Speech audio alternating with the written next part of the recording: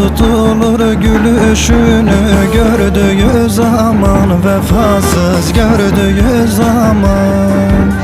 Gökyüzünde yüzünü saklı baktım her zaman, hayırsız baktım her zaman.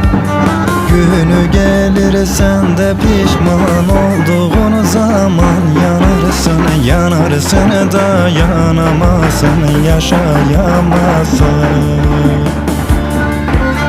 Günü gelir